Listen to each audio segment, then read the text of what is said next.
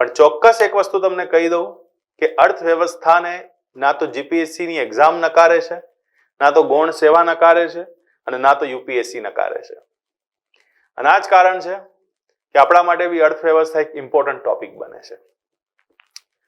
આ important topic જેની અંદર મારું એક ફેવરેટ એક્ઝામ્પલ છે.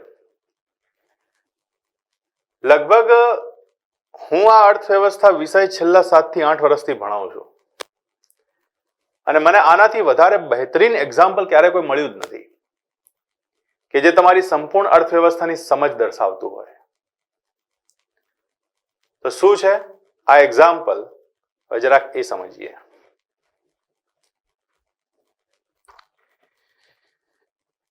અર્થવ્યવસ્થાની એક સામાન્ય સમજ માટે, એક સાદી સમજ માટે આપણે એક 5 રૂપિયાના પાર્લેજીનું એક્ઝામ્પલ લઈએ છીએ. બહુ મોટી વાત આપણે કરીશું જ નહીં. જેટલી વાત કરીએ એ એકદમ નાનામાં નાના રૂપિયાની, એટલે સમજવામાં બી આસાની રહે અને ચિંતાનો વિષય પણ નહીં. બરાબર? 5 રૂપિયાનું પાર્લેજી. હું તમને એમ કહું કે તમને ભૂખ લાગી, તમારા ખિસ્સામાં 10 રૂપિયા હતા, તમે દુકાનદાર પાસે ગયા, ત્યાં તમે 5 રૂપિયાનું પાર્લેજી ખરીદ્યું, દુકાનદારે તમને 5 રૂપિયા પાછા આપ્યા અને તમે ઘરે આવીને આરામથી પાર્લેજીની મજા લીધી. બસ, બીજું કશું જ નથી કેવું મારે. અને આવું ટ્રાન્ઝેક્શન મારા ખ્યાલથી તમે તમારા જીવનમાં અનેક વાર કરી ચૂક્યા છો. વિશ્વનું સૌથી વધુ ખવાતું કોઈ બિસ્કિટ હોય તો એ પાર્લેજી છે, અને તેમ છતાં એની કિંમત માત્ર ને માત્ર 5 રૂપિયા જ છે, બહુ નથી. પણ તમે જે 5 રૂપિયાનું પાર્લેજી દુકાનમાંથી ખરીદીને લાયા, ઘરે આવીને આરોગ્યું, તો એ 5 રૂપિયાનું પાર્લેજી દુકાનદાર પાસે આવ્યું ક્યાંથી? તો તમે તરત કહેશો કંપની આપ્યું. તો કંપની આવા કેટલા દુકાનદારોને પાર્લેજી આપતી હશે? અને કંપની જ્યારે પાર્લેજી બનાવી રહી છે તો પછી કંપની જ્યારે પાર્લેજી બનાવી રહી છે તો પછી કંપનીએ આના માટે વ્યવસ્થા ક્યાંથી કરી? તો ચલો હવે સમજીએ આખી વિષય વસ્તુને, જેમાં 5 રૂપિયાનું માત્ર પાર્લેજી કેટલી મોટી એક અર્થવ્યવસ્થાને ચલાવવાનું કામ કરે છે, કેટલી મોટી એક અર્થવ્યવસ્થાને જોડવાનું કામ કરે છે. સરસ સમજીએ. પાર્લેજી, જેનો મુખ્ય કન્ટેન્ટ ઘઉં છે. આજે બી પાર્લેજી દેશની અંદર વિશ્વસનીયતાનું પ્રતીક છે, અને તમારા બાપ દાદાઓએ જે પાર્લેજી ખાધું હશે એ જ પાર્લેજીનો સ્વાદ આજ દિન સુધી લોકોને આવી રહ્યો છે. એટલે ફોર્મ્યુલા બી સટીક છે, વિશ્વસનીયતાનું પ્રતીક છે. મેંદાની જગ્યાએ ઘઉંનો ઉપયોગ કરે છે, ખાંડની જગ્યાએ ગ્લુકોઝનો ઉપયોગ કરે છે. Parle-G, Parle glucose biscuit, G four glucose છે. તેનો સૌથી મુખ્ય કન્ટેન્ટ છે ઘઉં, અને કંપનીને ઘઉં જોઈશે પાર્લેજીને બનાવવા માટે. તો હવે આ ઘઉં ક્યાં છે? આ એક સવાલ છે. આ ઘઉં ક્યાં છે? આ એક સવાલ છે. તો તમે ગુજરાતમાં છો અને ગુજરાતની અંદર તમે 10 રૂપિયા આપીને 5 રૂપિયાનું પાર્લેજી ખરીદ્યું છે, પણ ઘઉંનું ઉત્પાદન થાય છે પંજાબમાં. પંજાબની અંદર એક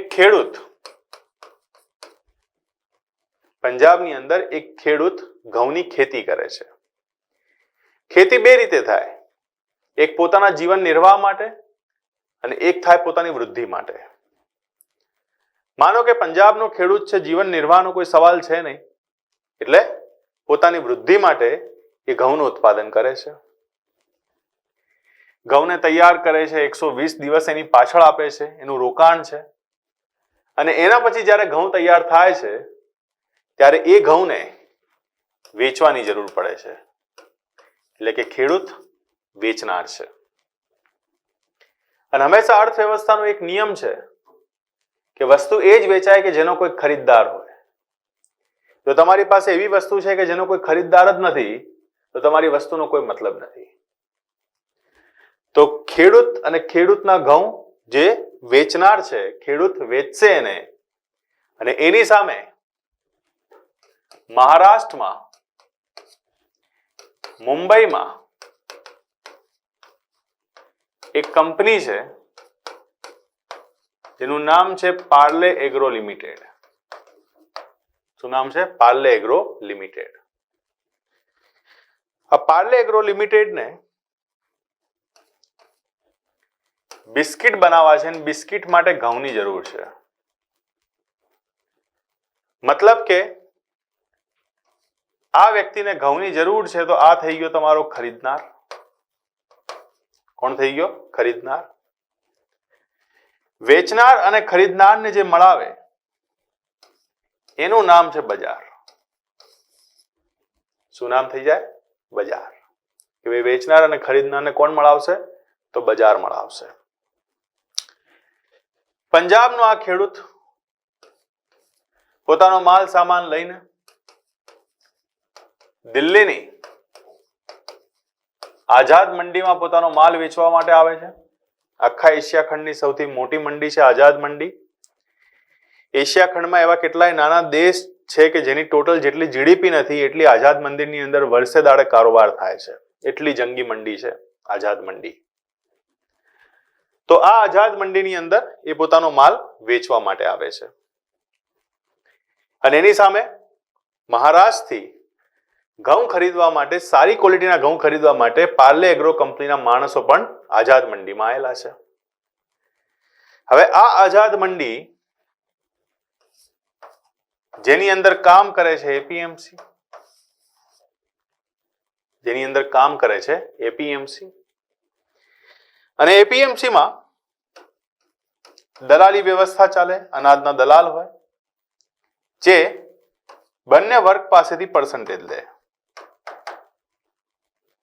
ખેડૂત પાસેથી એના પર્સન્ટેજ ઓછા હોય અને એની સામે કંપની પાસેથી એના પર્સન્ટેજ વધારે હોય. તો આ સ્થિતિની અંદર એપીએમસી જેમાં દલાલ વ્યવસ્થા છે, એ દલાલના હાથ નીચે બી લોકો કામ કરી રહ્યા છે અને રોજગાર આપી રહ્યા છે. ખેડૂતને જોઈએ છે પોતાનો સારો ભાવ, કંપનીને જોઈએ છે સારા ઘઉં અને સસ્તા ભાવે, અને બંને વચ્ચેનું સામંજસ્ય એપીએમસી ના દલાલ કરશે, જેમાં ખેડૂતને પોતાની ઈચ્છા મુજબ સારો ભાવ બી મળે અને સાથેની સાથે કંપનીને એ ઘઉં મોંઘા પણ ના પડે, અને એના બદલામાં એ લેશે પર્સન્ટેજ. માનીને ચાલો કે ખેડૂતના ઘઉં વેચાયા છે, સારા ભાવે વેચાયા છે, ખેડૂત ખુશ છે, અને એના પછી એપીએમસી ના જે દલાલ છે એમને બી પોતાનું પર્સન્ટેજ ટકાવારી મળી ગઈ છે. એમને પણ પોતાનું પર્સન્ટેજ ટકાવારી મળી ગઈ છે. એટલે હવે પાર્લે એગ્રો કંપની પાસે બિસ્કિટ બનાવવા માટે ઘઉં આવી ગયા છે. પણ કઈ ઘઉંમાંથી તો સીધા બિસ્કિટ બની નહીં જાય. ઘઉંમાંથી બિસ્કિટ બનાવવાની એક પ્રોસેસ છે, અને આ પ્રોસેસની અંદર ઘઉંને દળવા પડે, એમાં ગ્લુકોઝ નાખવી પડે, એની ફોર્મ્યુલા ક્રિએટ કરવી પડે, એના પછી જઈને ક્યાંક ને ક્યાંક એનું બેકિંગ થાય, પેકિંગ થાય, ત્યારે જઈને તમારા બિસ્કિટ તૈયાર થાય. અને એના માટે જોઈએ શું? તો એના માટે જોઈએ જંગી મશીન કે જે આ કામ કરી શકે. શું જોઈએ? જંગી મશીન કે જે આ કામ કરી શકે. મતલબ કે તમારા 5 રૂપિયાના બિસ્કિટની અંદર આખી એક અલગ ઇન્ડસ્ટ્રી ચાલી રહી છે, અને આ ઇન્ડસ્ટ્રી એવી છે કે જે તમને ક્યાંય દેખાતી નથી પણ તમારા બેકએન્ડમાં, તમારા સપોર્ટમાં કામ કરી રહી છે. પાર્લે એગ્રો કંપની જ્યાંથી મશીન લેતી હશે કે જ્યાં મશીનનું મેન્ટેનન્સ હશે, એને વાર્ષિક આધાર ઉપર રૂપિયા ચૂકવવામાં આવતા હશે. અને આ પ્રકારની કંપનીઓને જનરલી આપણે એન્જિનિયરિંગ ટૂલ્સ તરીકે ઓળખતા હોઈએ છીએ, કે જે મુખ્ય રૂપથી જે દૈનિક સમસ્યાઓ છે એનું સોલ્યુશન આપવાનું કામ કરતી હોય છે. અને ત્યારે જઈને ઘઉંમાંથી બિસ્કિટ બને છે. ઘઉંમાંથી બિસ્કિટ બનાવવા માટે કંપનીએ મૂડી અને ટેકનોલોજી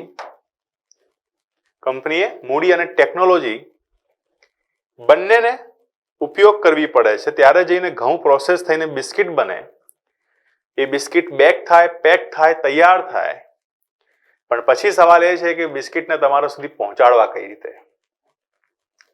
અને એ બિસ્કિટને પહોંચાડવા માટે એના પછી શરૂ થાય છે માર્કેટિંગ ચેન. શું શરૂ થાય છે? Marketing chain. માર્કેટિંગ ચેન એટલે કેવી ચેન? કે જેની અંદર હોલસેલર છે, ડિસ્ટ્રીબ્યુટર છે, રિટેલર છે. અને રિટેલરથી પછી તમે ગ્રાહક તરીકે બિસ્કિટ ખરીદો છો. 5 રૂપિયાના બિસ્કિટની અંદર હોલસેલરને કમિશન મળે, ડિસ્ટ્રીબ્યુટરને કમિશન મળે, રિટેલરને કમિશન મળે અને ફાઇનલી તમારા હાથમાં એ બિસ્કિટ આવ્યું કે જે બિસ્કિટ તમે ગુજરાત ખરીદ્યું. તો ઘઉં ઉગ્યા પંજાબમાં, વેચાણ થયું દિલ્હીમાં, બિસ્કિટ બન્યું મહારાષ્ટ્રમાં, વેચાણ થયું ગુજરાતમાં. ઓલ ઇન્ડિયા પ્રોસેસ આ જ છે. અને ભારતની જેટલી મોટી કંપની છે એ બધી જ મોટી કંપનીઓ આ પ્રોસેસમાંથી જ નીકળી રહી છે, આ પ્રોસેસને જ ફોલો કરી રહી છે. આનું નામ છે 5 રૂપિયાની અર્થવ્યવસ્થા. અને આ 5 રૂપિયાની અર્થવ્યવસ્થા આખા ભારતની અંદર 12,000 થી વધારે રોજગારનું કારણ છે. મતલબ કે 5 રૂપિયાની આ અર્થવ્યવસ્થા કે જેની કિંમત ખાલી 5 રૂપિયા છે બિસ્કિટની, એ 12,000 લોકોને રોજગાર આપે છે. કેટલી મોટી એક જંગી ચેન આખી ઊભી થાય છે ત્યારે જઈને તમારા સુધી એ વસ્તુ પહોંચે છે અને વસ્તુ સેલ થાય છે. તમે એનું કન્ઝપ્શન કરો છો, એના બદલામાં રૂપિયા આપવા માટે વિલિંગફુલ છો. અને એમાં બી એક એવું બિસ્કિટ જે આખા વિશ્વનું સૌથી વધુ ખવાતું બિસ્કિટ છે, એક એવું બિસ્કિટ જે રેપ્યુટેડ છે, જેને પોતાને 100 વર્ષ પૂરા થઈ ચૂક્યા છે. ત્યારે જઈને તમે વિલિંગલી એમાં રૂપિયા આપો છો. પણ જો કાલે ઉઠીને આ બિસ્કિટ 7 રૂપિયાનું થઈ જાય તો તમે બેવફા થઈ જશો. કાલે ઉઠીને આ બિસ્કિટ 7 રૂપિયાનું થઈ જાય તો તમે તરત જ એનો ત્રીજો ઓપ્શન શોધવા લાગશો. એટલે અલ્ટિમેટલી ગ્રાહક જે છે એ પાછો ગ્રાહક કોઈનો નથી. તો અર્થવ્યવસ્થાની અંદરના સંદર્ભમાં આવું કેટલી વસ્તુઓ છે કે જે આપણે સમજવી પડશે, નાનામાં નાની બાબતોને દેખવી પડશે, જોડવી પડશે. અને તમે વિચારો કે તમારા ટ્રાન્ઝેક્શનની અંદર ભારતની આરબીઆઈ પાછી તમારી સાથે જોડાયેલી છે. 10 રૂપિયાની જે તમે નોટ આપી છે એ નોટ મને સ્વાભાવિક રૂપથી ખબર છે કે તમે પોતાના ઘરમાં નહીં જ છાપી હોય. એ 10 રૂપિયાની નોટ બેંકમાં પહોંચે છે અને બેંક આરબીઆઈ ને આપે છે. તો આ જે કરન્સી છે એ કરન્સી પ્રાઇવેટ કે પબ્લિક બેંકમાંથી આવી છે અને પ્રાઇવેટ કે પબ્લિક બેંકની અંદર આરબીઆઈ એ કરન્સી આપી છે ત્યારે જઈને તમારા સુધી પહોંચી છે. આની ઉપર લખ્યું છે કે મેં धारक को इतने पैसे अदा करने का वचन देता हूं. मतलब કે જેટલી કિંમત લખાઈ છે એટલી કિંમત અમે તમને આપવાનું વચન આપીએ છીએ અને એટલાથી ઓછી કિંમત તમારી ક્યારેય આંકવામાં નહીં આવે. મતલબ કે 10 રૂપિયા જે લખાયા છે તો તમે કોઈ પણ જગ્યાએ ભારતમાં આ 10 રૂપિયાની નોટ પ્રસ્તુત કરશો તો તમને 10 રૂપિયાના બરાબર મૂલ્ય આપવામાં આવશે. 5 રૂપિયાનું મૂલ્ય પાર્લેજીનું છે, એની સામે 10 રૂપિયા નોટ પર લખ્યા છે, એનો ગણતરી થાય અને 5 રૂપિયા તમને પાછા આપી દેવામાં આવે. ના તો તમને 4 રૂપિયા પાછા મળશે, ના તો તમને 6 રૂપિયા પાછા મળશે. 6 રૂપિયા મળે તો તમે તો ખુશ જ છો કે 1 રૂપિયા ડિસ્કાઉન્ટ, પણ કોઈ બી હાલતમાં મેક્સિમમ પ્રાઇસથી વધુ પ્રાઇસ લેવામાં નહીં આવે. પણ કાલે ઉઠીને પ્રોડક્ટની પ્રાઇસ બદલાઈ જાય અને 5 રૂપિયાના 6 રૂપિયા થઈ જાય તો પછી તમને 4 રૂપિયા જ મળશે. પણ તમારા કરન્સી ઉપર લખેલા જેટલા બી રૂપિયા છે એ રૂપિયાથી બહાર તમને કશું મળશે નહીં, ના તો તમને એનાથી ઓછું મળશે. એટલે ખુદ ભારતની આરબીઆઈ આની સાથે જોડાયેલી છે, સંકળાયેલી છે અને આપણા દેશની અંદર આનું જ નામ ઇકોનોમી છે.